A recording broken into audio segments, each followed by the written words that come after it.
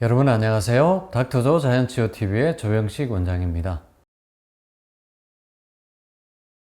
오늘은 적당한 운동의 기준에 대해서 말씀을 드리겠습니다. 저에게 운동은 얼마나 해야 되나요? 이런 질문을 하는 환우분들이 많으셔서 오늘 내용을 준비했습니다. 저희가 만성질환자분들을 위한 운동법으로 가장 기본적으로는 아침 저녁 스트레칭, 만보 걷기, 하루 한두 번 풍욕 이런 걸 하게 하고요. 또 운동 시간을 내기 어렵다는 분에게는 아침 체조와 출퇴근 시간에 걷기, 엘리베이터 에스컬레이터 타지 않고 계단 오르기, 식후에 20-30분 산책하기, 그래도 운동량이 부족하면 혈당 내리는 10분 운동법, 해피 댄스, 그리고 발목 펌핑 운동, 이런 것들을 권해드리는데, 그런데 사람마다 기준이 조금씩 다를 수는 있습니다.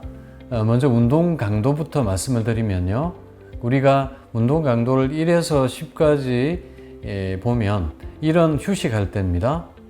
여기에 비해서 이제 중강도 운동은 5에서 6 정도의 레벨인데 호흡이 약간 가빠지는 상태입니다. 고강도는 7에서 8 레벨에 호흡이 많이 가쁜 상태. 10은 본인이 수행할 수 있는 최대 능력치를 보시면 되겠습니다. 그래서 이제 우리가 중강도 활동이 이제 가장 면역을 높이는데 가장 좋은 운동이다 이렇게 말씀을 드리는데, 이것은 이제 빨리 걷기 수준의 운동을 이야기하는 거죠. 그리고 이 운동 강도는 개인의 운동 능력에 따라서 기준이 개별적으로 또 설정하는 게 맞고요. 20대 청년과 60대 여성의 운동 능력은 많은 차이가 나지 않겠습니까? 그래서 그 능력에 따른 또 운동 강도가 적당한 정도를 자기 스스로 마련하는 것이 중요하겠습니다.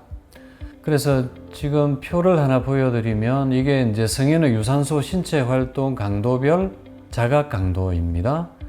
말씀드렸다시피 지금 중강도가 이제 5, 6인데 이게 심장 박동이 조금 빨라지거나 호흡이 약간 가쁜 상태를 이야기합니다. 그 종류는 빨리 걷기, 자전거 타기, 배드민턴 연습 정도입니다. 배드민턴 시합이 아니라 연습입니다. 시합을 하는 것은 고강도거든요. 그 다음에 이제 등산도 높은 산을 오랫동안 타는 것은 고강도고요. 적당한 높이의 산을 1-2시간 타는 정도가 중강도가 되겠습니다. 수영 연습, 수영도 가볍게 하는 정도지 이렇게 빠르게 또 시합을 하는 것처럼 하는 것은 고강도에 속합니다. 고강도는 심장 박동이 많이 빨라지거나 호흡이 많이 가쁜 상태를 이야기합니다. 그래서 우리 한우분들은 이 고강도 운동을 하시면 안 되겠죠. 종류는 오르막을 높은 산을 오르는 경우, 배드민턴 시합, 조깅 줄넘기, 인라인 스케이트, 수영 시합, 축구 시합, 무거운 물건 나르기, 이런 것들이 이제 속하게 되겠습니다. 그래서 이제 우리 한우분들은 한 5, 6 정도의 중강도 운동이 적합하고, 이것도 자기 체력이 많이 떨어져 있을 때는 더 낮출 필요가 있습니다. 그래서 저희가 보통 이제 4 정도의 운동을 우리 한우분들이 체력이 떨어져 있을 때는 그냥 적당하게 빠른 걷기의 운동을 권해드리는 것입니다. 그래서 과다운 운동은 좋지 않습니다. 과다운 운동은 오히려 면역력을 떨어뜨립니다. 그리고 또 우리가 주의해서 또 할 것이, 운동할 때는 이제 면역이 올라가거든요. 근데 이 고강도 운동은 오히려 처음에는 조금 올라갔다가 오히려 더 떨어지게 됩니다. 그것을 오픈 윈도우 가설이라고 합니다. 보시면 굵은 선으로 되어 있는 게 중강도 운동을 30에서 45분 정도 했을 때 이렇게 면역이 올라갑니다. 그리고 이제 1시간에서 2시간 사이에까지 면역이 올라가다가 이제 그냥 평소 수준으로 유지를 하게 되는데, 이게 점선으로 되어 있는 그래프를 보시면 이게 고강도 운동입니다. 고강도 운동을 하면 처음에는 이렇게 많이 오르게 되지만 오히려 이렇게 평소 면역보다 더 떨어지는 수준으로까지 이렇게 떨어지게 된다는 거죠. 그래서 이걸 오픈 윈도우라는 이름을 붙여서, 물론 뭐 가설이기는 합니다만 실제로 고강도 운동을 하는 운동선수들이 수명이 짧은 원인도 이 가설이 상당히 맞다고 보는 거죠.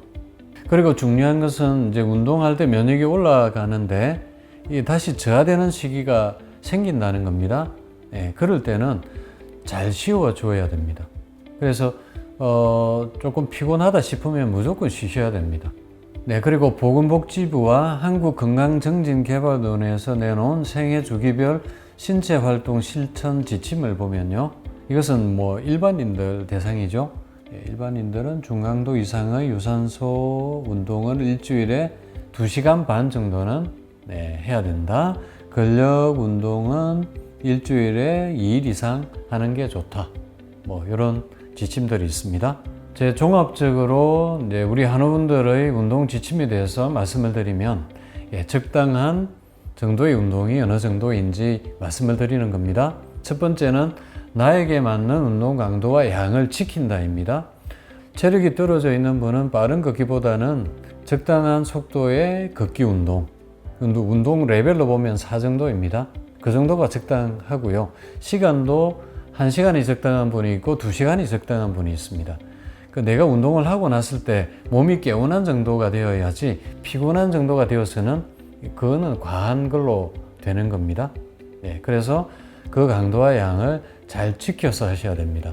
이게 운동을 또 이렇게 하다 보면 오버하는 경우들이 생기거든요. 절대 오버하시면 오히려 마이너스 효과입니다. 그리고 두 번째는 강도와 양을 조금씩 늘려 가셔야 됩니다. 근데 내가 오늘은 30분밖에 못하는 체력인데 이걸 계속 30분만 해가지고는 체력과 면역이 올라가지 않습니다. 그래서 일주일 뒤에는 40분, 또 일주일 뒤에는 50분, 또 한 달 뒤에는 60분, 이렇게 조금씩 늘려나가는 것이 필요하겠습니다. 그리고 꼭 운동 전에는 준비 운동 하시고, 마치고 나서 정리 운동 하시고, 이게 관절과 근육을 무리하지 않기 위해서 꼭 정리와 준비 운동을 하시는 게 필요하고요. 그리고 운동은 기본적으로 유산소 운동이 기본입니다. 전체 운동량의 80%는 유산소 운동에 기본을 두시고, 근력 운동은 한 20% 정도, 만약에 1시간을 하면 유산소 운동을 40분 하시고 한 15분 정도의 근력 운동이 적당하겠습니다. 그리고 다섯 번째, 하루량의 운동을 하고 나면 12시간은 충분히 쉬는 것이 필요합니다. 그래서 우리가 운동을 하고 나면 면역이 올라가서 떨어지는 지점이 있거든요. 이때 충분히 쉬지 않으면 오히려 면역이 더 떨어집니다. 그래서 충분히 쉬어주고 또 다음날 또 계속해서 운동을 해야 면역을 조금씩 올릴 수가 있겠습니다. 그래서 면역을 높이는 운동이 되려면 이런 운동 지침을 잘 지켜서 하는 것이 필요하겠습니다. 안녕히 계세요, 여러분. 저는 조병식 TV를 통해 건강을 되찾아 떠나갑니다. 여러분도